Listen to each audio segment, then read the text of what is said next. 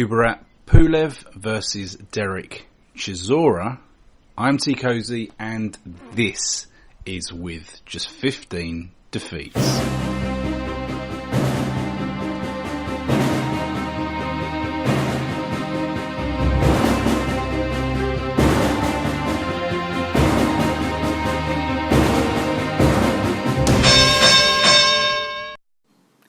Teekosey here, and I'm back with another round of with just 15 defeats.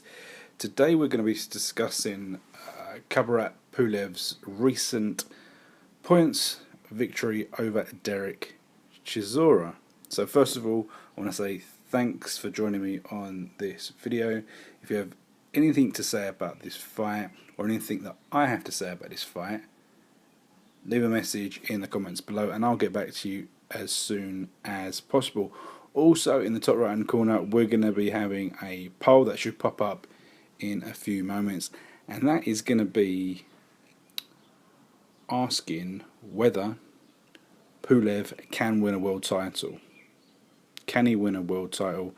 He's ranked about 5. Can he win a world title? So that's going to pop up in a few short moments, and if you've got an extra second, just click on it. You don't have to come off the page. It will just pop down on all YouTube platforms. Click yes or no. Simple as that.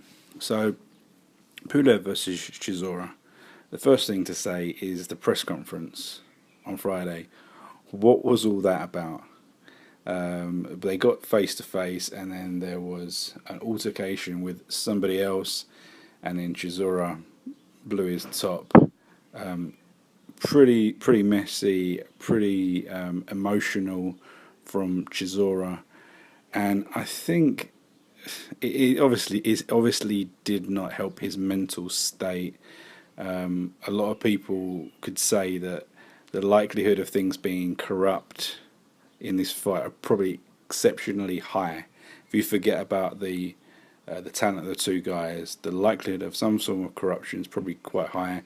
And he might have had to put up with quite a lot going out to Hamburg for this fight, and yeah, he got a bit hot under the collar, stomping around the room and trying to chase the guy that hit him. And I didn't put it, no way it would have put him in a good position for the fight the next day. But anyway, that was that. We're moving to fight night, and the first thing I want to say is that I thought Dereck Chisora was in cracking shape. Now, we've seen him in all different sizes throughout the years, but and we've seen him in good shape. No two ways about it. We've seen him in some good shape. He's in great shape for the second Fury fight when he got completely dominated. But this, I think he looked better. He looked lighter. He might not have weighed. It wasn't a career lightest. But he looked lighter. He looked good. But anyway, the scorecards came in for this fight, and two judges gave it to Pulev, scoring 8 rounds to Pulev and 10 rounds to Pulev, whereas one judge scored it in Dereck Chisora's favour, giving him 7 of the 12 rounds. Now, I've seen a lot discussed about that, and I've seen some people say that the Dereck Chisora 7-round card was corrupt. I don't necessarily agree with that. I don't agree with that at all, and I'll kind of discuss how this scorecard may have come about as we move forward. My personal scorecard, I scored Pulev to win on points 7-5, or maybe 7.5 to 4.5, whatever. But the story of this fight was Pulev trying to box at range, and when he did, he was landing shots. So when he was able to box at range, he was landing good shots. Whereas Chisora had his head forward, head down. He was trying to jab to the body, push him forward, press him forward. And generally there was a lot of holding in this fight. There was a lot of holding in the fight. The referee was a key part of this fight, breaking up the two guys. Now, going back to the scoring, as I alluded to earlier, I think that one of the problems is the style of Dereck Chisora. The way that he boxes is he boxes with very few jabs to the head in what we could possibly call the traditional style of boxing where you jab to the head. He doesn't really do that. He has his head forward, he has his hands up, and he's throwing jabs to the body. And one thing that I'll put out there is that I had this discussion with a friend of mine when we were discussing the Tyson Fury Vladimir Klitschko fight. When boxers are in the clinch, do you score rabid punches when they're holding each other, like punches over the top, punches to the body? Do you score them? If the referee is allowing the fight to go on, do you consider them scoring shots? Now, obviously, everyone has their own way of scoring a fight. We all see fights slightly different, but I think in these sort of fights, this is a crucial aspect. Do you score them? Because there was a lot of instances where Pulev was holding Chisora, and he was landing 7, 8, 9, 10 shots to the body, and the ref was allowing this to go on. So if he's landing 7, 8, they might not have been hurtful, spiteful punches, but he was landing those punches. Do you score them? Now, that's where it gets the interesting. That is where it gets interesting. I can see where if you are scoring those punches, that is when some of these this is when these rounds even up. This is when the rounds even up, and I can see where that judge who put it in favour of Chisora, how he may have got to his scorecard, how he may have got that in his mind about how to score the fight. But I'm just going to kind of I'm just going to go through the fight and just discuss a few bits and bobs. The first round was a Pulev round. The second round, I actually went with Chisora in this round. It's funny. I've looked at a lot of things online, and a lot of people have just said that Chisora won rounds 3 and 9, and that seems to be kind of like the general consensus. But I've rewatched this round 2, and I can't see how Pulev wins a round. To be honest, I think Chisora he outworks Pulev, he outthrows, he outlands in all aspects, and it's a clear Chisora round. I may be wrong, and I'm happy to accept that, but that's what I think. And then we move into round 3, which was an interesting round, and there's an interesting factor to round 3. Chisora, when he is still awake, when he's still on point, he has quite an aggressive head movement, a very aggressive head movement. He's bobbing up and down, and it's quite unusual. His arms are up, and he's bobbing up and down. His head's moving up and down, and obviously as the fight progresses, this whole style kind of fades away. But when he's still in point, he's kind of still, this head is bobbing up and down. And it was funny when I was watching it. I was the beginning of round 3. I was thinking, any reasonable boxer is going to quickly be able to work out the rhythm of the head movement of Chisora, because of the way it was, and he was wide open for an uppercut, and then suddenly bang, Pulev lands as an uppercut. And the story of that round was there was an early uppercut and there was a late uppercut, and they were the stories of that round. Okay. Now, just thinking about there was another thing I need to talk about is the ref. I can't believe that there were no points deductions in this fight. because it's, well, I won't say this in the first round. The first round, the referee spoke to Chisora 2, 3 times, and I think maybe rounds 3 or 4, he spoke to Chisora again 3 or 4 times in the round, and I just thought there's definitely going to be a point of deduction in this match. And going back to this whole corrupt nature and whatever, I was just kind of thinking something's going to happen, and Chisora's going to lose a point, and that's just going to be the nail in the coffin for him. But it was something, and there's also, I can't remember which round it was. Maybe it was a sixth round where the referee said more, and he, like, Chisora tapped him on the head, and I thought, oh, here we go, this could be a bit sensitive. But anyway, that was that. Moved into the fourth round, and Chisora looked to be gassing already.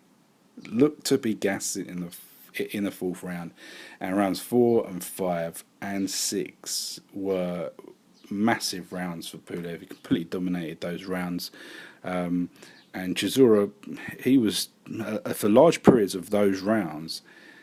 Pulev had him in the corner or against the ropes, and he was landing a lot of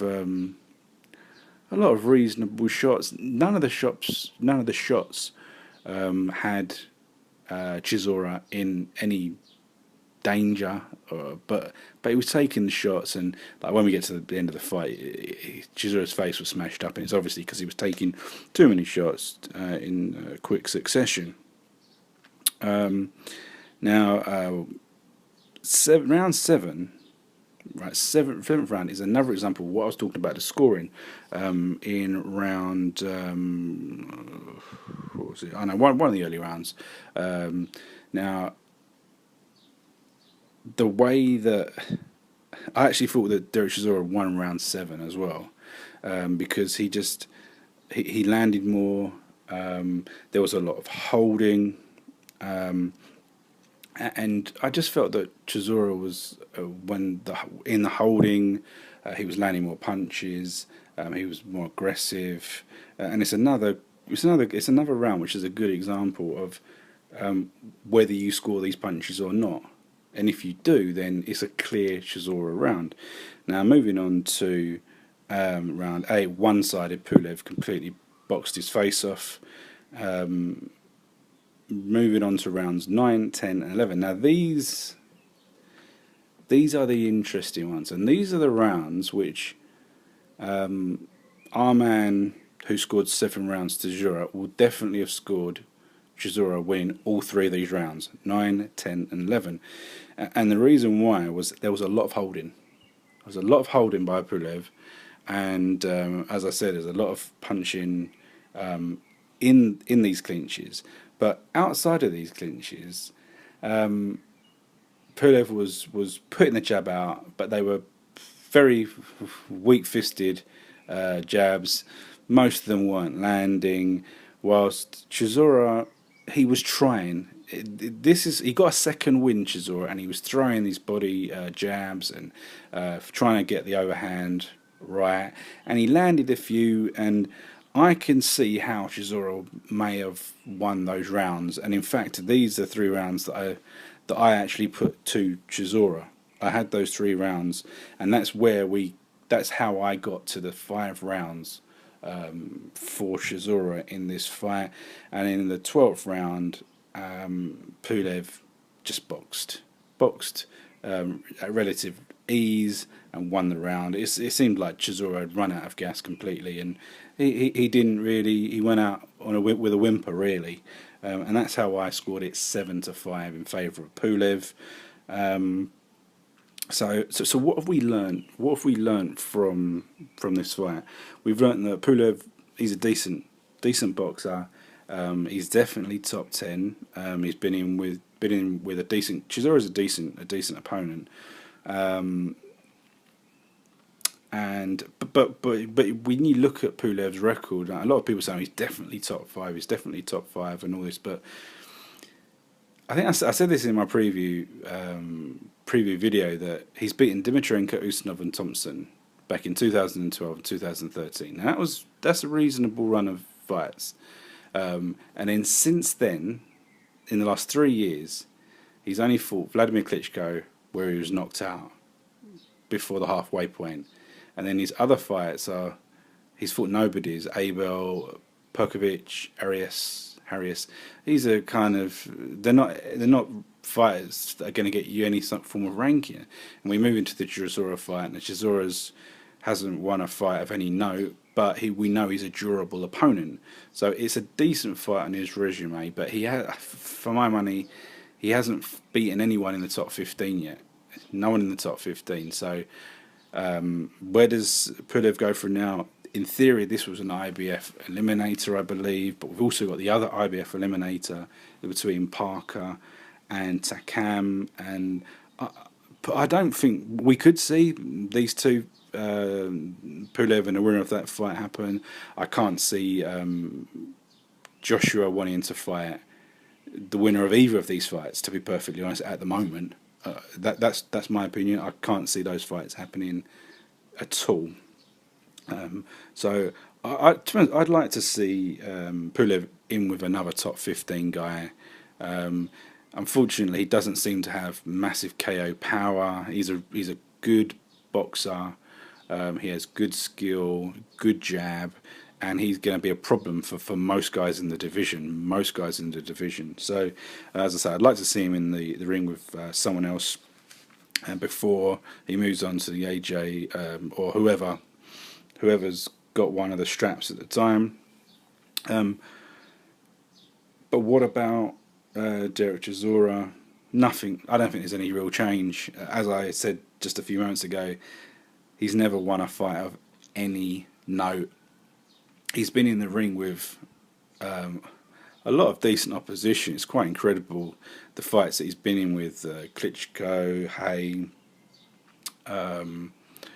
Fury twice. He's been in the ring with these guys. He's lost them, been knocked out. He's been the distance with most of these guys. I don't really see any real change, to be honest. I think he's still a decent opponent. He's definitely top 30, top 25.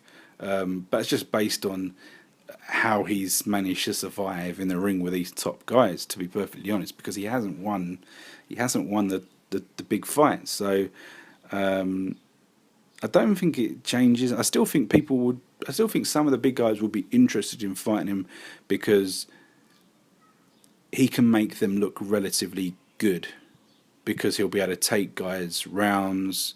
There'll be good learning fights.